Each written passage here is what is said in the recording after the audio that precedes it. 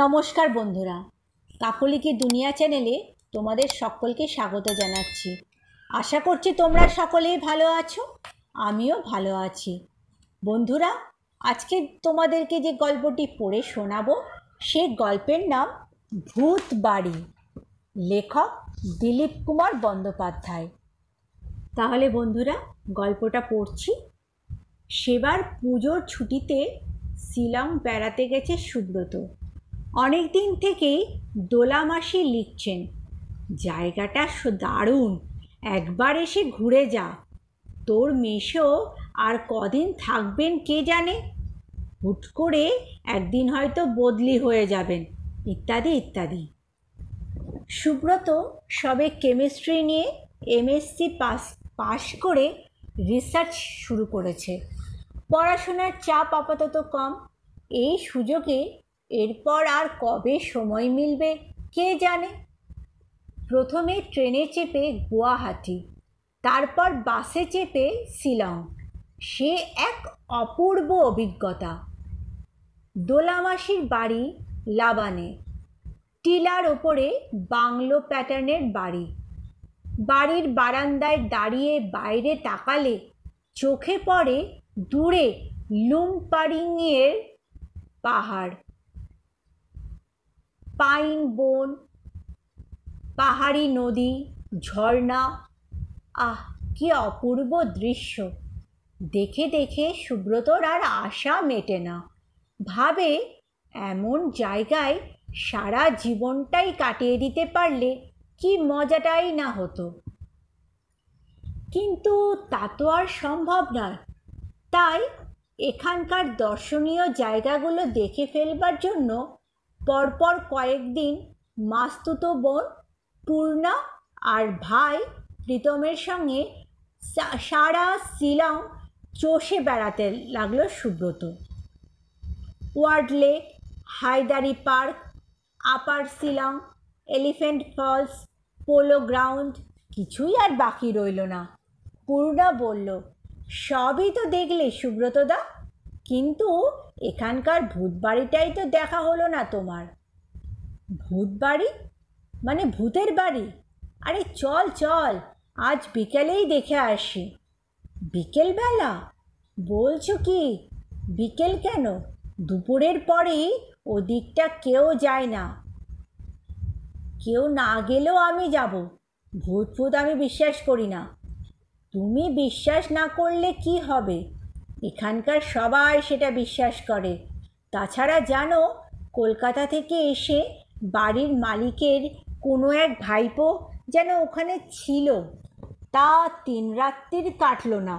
একদিন রাতে ভূতেরা এসে ওর ঘাড় মটকে রেখে গেল। পরের দিন সকালে সবাই দেখল লোকটা মরে পড়ে আছে। আর সঙ্গে সঙ্গে সবাই বুঝে নিল ওই বাড়িতে ভূত আছে, তাই না?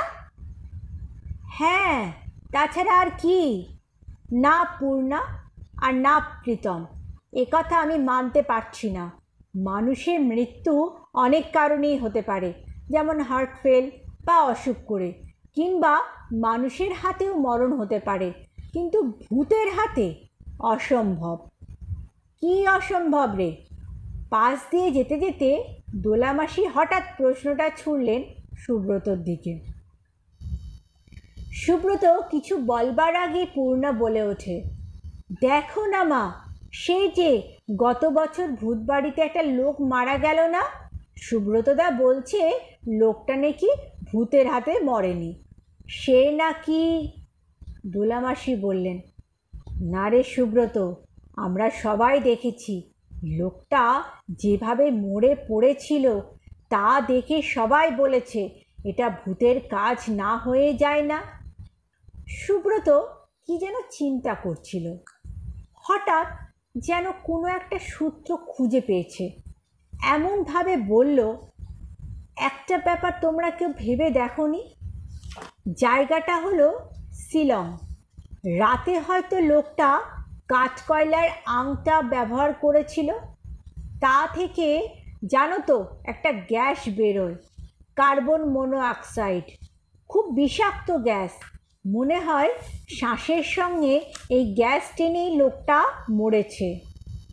না রে, সেরকম কোনো ব্যাপার নয়।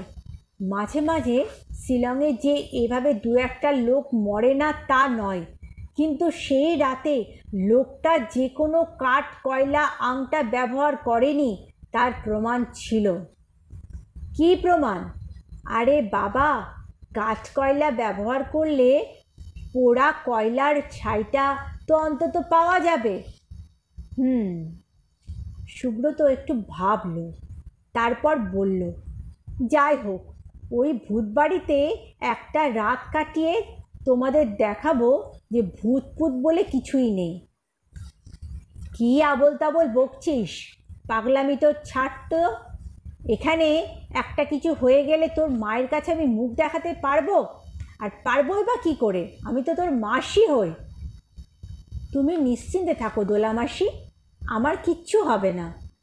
এরপর অনেক অনুরোধ উপরোধেও কোনো কাজ হলো না।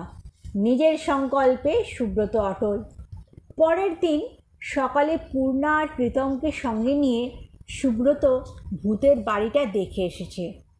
পাইন জঙ্গলের মধ্যে পাঁচিল দিয়ে ঘেরা একটা পুরনো বাড়ি, খুবই পুরনো। মনে হয় 2-3 বছর কোনো লোকজন বাস করেনি এ বাড়িতে। দেখাশোনারও অভাবে বাড়িটা হতশ্রী হয়ে অবস্থা। ভেতরে ঘুরে ঘুরে সুব্রত দেখল বাড়ির সঙ্গে লাগোয়া জমি অনেকটা। কাঠের তৈরি বাড়িটা অনেকগুলো কাঠের বল্লার উপর কোনো রকমে দাঁড়িয়ে আছে। সদর দরজা ভেজানো ছিল, একটু ঠেলতেই খুলে গেল, আর খোলা মাত্র 2-4টে চামচিকে উড়ে বেরিয়ে গেল। ভেতরে 2টো ঘর, একটা বড় আর একটা ছোট। একটা রান্নাঘর, বাথরুম, পায়খানা। সামনে রেলিং দিয়ে ঘেরা বারান্দা, পেছনেও একটা লম্বা বারান্দা। তার সঙ্গে লাগোয়া ছোট্ট একটা বাড়িও আছে। বোধহয় বাড়ির চৌকিদারের আস্তানা ছিল। বাড়ির ভেতরে ইলেকট্রিক ওয়্যারিংয়ে এখনও আছে। ভেতরে শোবার ঘরে হোল্ডারের ইলেকট্রিক বাল্ব এখনও লাগানো আছে। সুব্রত সুইচ টিপল, কিন্তু আলো জ্বলল না। বিজ্ঞের মতো পূর্ণা বলল, এই বাড়িতে এখন কি আর ইলেকট্রিক থাকে? কবে লাইন কেটে দিয়ে গেছে।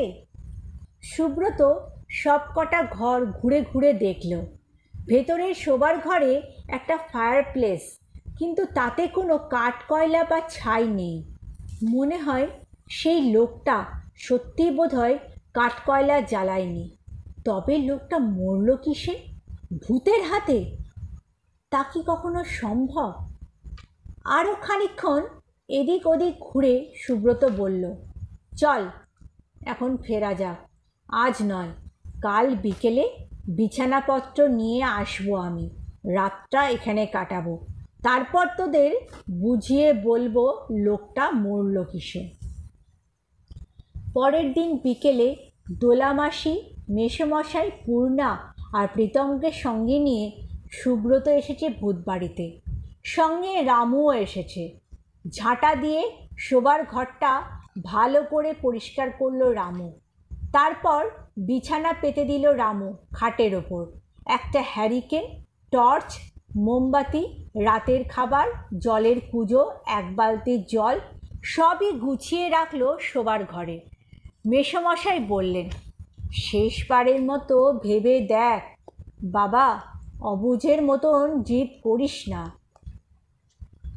তোমাদের দুশ্চিন্তার কোনো কারণ নেই মেসো, এটাই প্রথম নয়।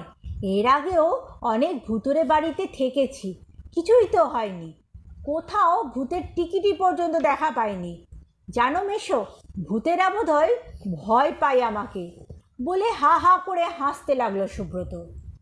ভূত বাড়ির বারান্দা থেকে যতক্ষণ পূর্ণাদের দেখা গেল ততক্ষণ চুপচাপ দাঁড়িয়ে রইল সুব্রত। তারপর ঢুকে গেল বাড়ির ভেতরে। ভেতরে রামু হ্যারিকেন জ্বালিয়ে দিয়ে গেছে, খাবারও রেখে গেছে টিফিন ক্যারিয়ারে। টর্চটা জ্বালিয়ে সবকটা ঘরে ও ঘুরে দেখলো একবার। বলা তো যায় না ভূত নয়, চোর ডাকাত খুনে বদমাশ যে কেউ চুপচাপ ঘাপটি মেরে বসে থাকতে পারে। এই ধরনের ভুতুড়ে বাড়ির সবই লোকের পছন্দ। কিন্তু কেউ কোথাও নেই, চারিদিক শুনশান নির্জন। কাছাকাছি কোনো বাড়িও নেই এই তল্লাটে। বাড়িটার পশ্চিম দিকে ঘন পাইন বন এবং পাহাড়। অদ্ভুত জায়গায় ভদ্রলোক বাড়ি বানিয়েছিলেন বটে। রাত্রিরে বসবাস করার আগে বাড়ির ভেতরে আরও অনেক কিছু পরীক্ষা করে নিতে হবে। জিনিসপত্র ছাড়া একটি ব্যাগও এনেছে সুব্রত। তার মধ্যে নিজের কিছু জিনিসপত্র আছে, যেমন একটা বড় ছোরা, একটা গ্যাস মুখোশও আছে, 3 নম্বর একটা ইলেকট্রিক্যাল টোস্টার, আর এছাড়া টুকিটাকি আরও কিছু কিছু আছে। খুব সাবধানে সারা বাড়িময় ঘুরে বেড়ালো সুব্রত। নাক দিয়ে জোরে জোরে নিঃশ্বাস টেনে বোঝার চেষ্টা করলো কোনো ফাঁক ফোকর দিয়ে বিষাক্ত গ্যাস ট্যাস বেরোচ্ছে কি না। এখানে কোনো বিষাক্ত গ্যাস আছে বলে তো মনে হলো না। ঘণ্টাখানেক পরে টিফিন ক্যারিয়ার খুলে একটা প্লেটের মধ্যে খাবার দাবার সাজিয়ে সবে বসেছে, এমন সময় লাগোয়া বাথরুমের দরজাটা হঠাৎ খুলে গেল। হ্যারিকেনের আলোটা আগে নিবু নিবু হয়েছিল। দরজাটা ফাঁক হবার সঙ্গে সঙ্গে দরজার ধাক্কায় হ্যারিকেনটা উল্টিয়ে পড়ে নিভে গেল। ঘরের ভিতর এখন নিশ্ছিদ্র অন্ধকার। তারই মধ্যে দরজার ফাঁক দিয়ে কে যেন ধীরে ধীরে ভেতরে ঢুকলো। অন্ধকার বলে কাউকে দেখা যাচ্ছে না, কিন্তু বোঝা যাচ্ছে কেউ নিশ্চয়ই ভেতরে ঢুকেছে। কে কে ঢুকেছে? যদিও ভূতে একদম বিশ্বাস নেই, তবুও ভেতরে ভেতরে একটু দুর্বল বোধ করলো সুব্রত। সঙ্গে সঙ্গে উঠে দাঁড়ালো। তারপর ব্যাগ থেকে ছোরাটা বের করে দরজার দিকে পা টিপে টিপে এগোলো। যদি কোনো বদমাশ লোক হয় তবে এই ছোরা দিয়ে মোকাবিলা করা যাবে শয়তানটার। হাতে টর্চ, কিন্তু জ্বালাতে সাহস হচ্ছে না। হঠাৎ কি যেন ওর উপর ঝাঁপিয়ে পড়ল। সুব্রত টেনে এক লাথি ঝাড়লো, উল্টে পড়লো সেটা। মুহূর্তে ঝলসে উঠল সুব্রতর হাতের টর্চ। টর্চের আলো সুব্রত দেখল একটা কালো বেড়াল ছুটে পালাচ্ছে দরজার ফাঁক দিয়ে। মানুষ নয়, বেড়াল। সুব্রত কপাল গড়িয়ে ঘাম ঝরছে, তবুও এরই মধ্যে না হেসে পারল না। বোধহয় কালো বেড়ালটা ইঁদুরের খোঁজে ঘরের ভেতর ঢুকেছিল। হয়তো রোজই ঢোকে, অথচ একে দেখি কিনা ভয় পেয়েছিল সুব্রত।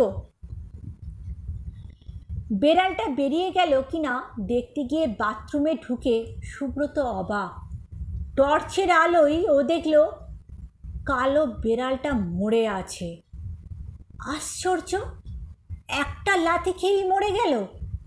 কিন্তু লাথি খাওয়ার পরেও তো বেড়ালটা ছুটেছিল, ব্যাপারটা কি? উল্টে যাওয়া হ্যারিকেনটা জ্বালিয়ে আবার বাথরুমে ঢুকলো সুব্রত। দেখল যেখানে বেড়ালটা মরে পড়ে আছে তার ঠিক 1 হাত ওপরে একটা ইলেকট্রিক তার বেরিয়ে আছে। তবে কি তার থেকে ইলেকট্রিক শক খেয়ে মরে পড়েছে বিড়ালটা? কিন্তু তা কী করে সম্ভব? এবারের ইলেকট্রিক লাইন তো বহুদিন আগে কেটে দিয়ে গেছে। খানিকক্ষণ চুপচাপ মাথা ঠান্ডা করে সমস্ত ব্যাপারটা ভাবার চেষ্টা করলো সুব্রত। কিন্তু বেড়ালটা আর কীভাবে মারা যেতে পারে? হঠাৎ কি মনে হতে পকেট থেকে ইলেকট্রিক টেস্টারটা বের করে ছোঁয়ালো তারের উপর। সঙ্গে সঙ্গে জ্বলে উঠল টেস্টারের আলোটা। আশ্চর্য, তারের ভেতর দিয়ে বিদ্যুৎ বয়ে যাচ্ছে। সুব্রতর মনে পড়ল মেসোমশাই বলেছিলেন সেই লোকটার ডেড বডি পাওয়া গিয়েছিল বাথরুম আর শোবার ঘরের মধ্যে। তবে কি লোকটাও মারা গিয়েছিল ইলেকট্রিক শক খেয়ে? ভূত ফুত সব বাজে কথা, কিন্তু যে বাড়ির ইলেকট্রিক লাইন 3 বছর আগে কেটে দেওয়া হয়েছে সে বাড়ির তারে বিদ্যুৎ থাকে কী করে? সমস্ত চিন্তাটা সারা রাত ধরে পাক খায় সুব্রতর মাথায়। শেষ রাতের দিকে ঘুমিয়ে পড়ে ও। ঘুম ভাঙল রামুর ডাকে। চোখ মেলতেই দেখলো সবাই দাঁড়িয়ে আছে ওর ঘরে। মেসোমশাই, দোলামাসি, পূর্ণা, প্রীতম। দোলামাসি মেসো একসঙ্গে বলে উঠল, উফ বাবা, বাঁচালি। কেন, আমায় দেখতে পাবে না এমন কথা ভেবেছিলে নাকি? দুর্বোকা ছেলে। তবুও মানুষের মন তো কুডাক ডাকে। জানো মেসো, কাল রাতে এই বাড়িতে একটা কালো বেড়াল ঢুকেছিল, কিন্তু সে ইলেকট্রিক শক খেয়ে রাতেই মারা যায়। Electric shock? তা কী করে হবে রে? মেসো বিস্মিত। সুব্রত সব কিছু খুলে বলে, বাথরুমের মধ্যে মরা বেড়ালটাকেও দেখায়। মেসো, আমার মনে হচ্ছে এর মধ্যে একটা ব্যাপার আছে। কি ব্যাপার বলতো? সুব্রত মেসোমশাইয়ের কানে কানে কী যেন বলল। চলুন এবার সমস্ত বাড়িটা আমরা বরং একটু ঘুরে দেখি, তবে ইলেকট্রিক লাইন থেকে সাবধান। কিন্তু সমস্ত বাড়ি তন্ন তন্ন করে খুঁজেও কিছু পাওয়া গেল না। প্রীতম বলল, চৌকিদারের ঘরটা তো দেখা হলো না। বাহ, ঠিক বলেছিস তো, ওই ঘরটায় তো দেখা হয়নি। চৌকিদারের ঘরটা বাড়ির তুলনায় অনেক পাকাপোক্ত, আর দরজায় বেশ বড় একটা তালা আটকানো। কি করা যায় তাহলে? আমি ভেঙে ফেলছি। বলতে বলতে কোত্থেকে বড় একখানা পাথর জোগাড় করে ফেলে রামু। সে পাথরটা দিয়ে 2-3 বার ঘা দিতেই তালাটা ভেঙে পড়ে যায়। দরজা খুলে দিতেই সকলের চোখ ছানা বড়া। ভেতরে ঝকঝকে সব প্যাকেট, তাতে নানা রকম ছাপ, মনে হয় দামি ওষুধের প্যাকেট। মেসোমশাই বললেন, নির্ঘাত হেরোইনের প্যাকেট। সেন্ট্রাল এক্সাইজ থেকে এগুলোই তো আমরা খুঁজে বেড়াচ্ছি। সুব্রতর মুখে বিজয়ের হাসি। এবার বুঝলে তো, ভূতের বাড়িতে ভূত থাকে না, থাকে জ্যান্ত ভূতের দল। মেসোমশাই বললেন, এবার বুঝতে পারছি। 3 বছর আগে লাইন কেটে দিলেও কেন এ বাড়িতে এখনও ইলেকট্রিক আছে। চলো এক্ষুনি পুলিশকে খবর দিয়ে এখানে ফাঁদ পাততে হবে, ধরতে হবে গ্যাংটাকে। রামু, তুই আর সুব্রত এখানে থাক। বন্ধুরা, কেমন লাগলো এই গল্পটি? যদি ভালো লাগে কমেন্ট করে অবশ্যই জানিয়ে দিও, আর আমার চ্যানেলটিকে লাইক আর সাবস্ক্রাইব করতে ভুলো না যেন। আর পাশে থাকা বেল আইকনটা হিট করে দিও, যাতে আমি যখন নতুন নতুন গল্প আনবো তখনই তোমাদের নোটিফিকেশনে সেটা চলে যাবে। আর পারলে সবার কাছে শেয়ার করে দিও। ঠিক আছে বন্ধুরা, আজকের মতন বিদায় নিচ্ছি। আবার পরে ফিরে আসবো আর একটি নতুন গল্পের সাথে। ততক্ষণের জন্য টাটা। সবাই ভালো থাকবে কিন্তু।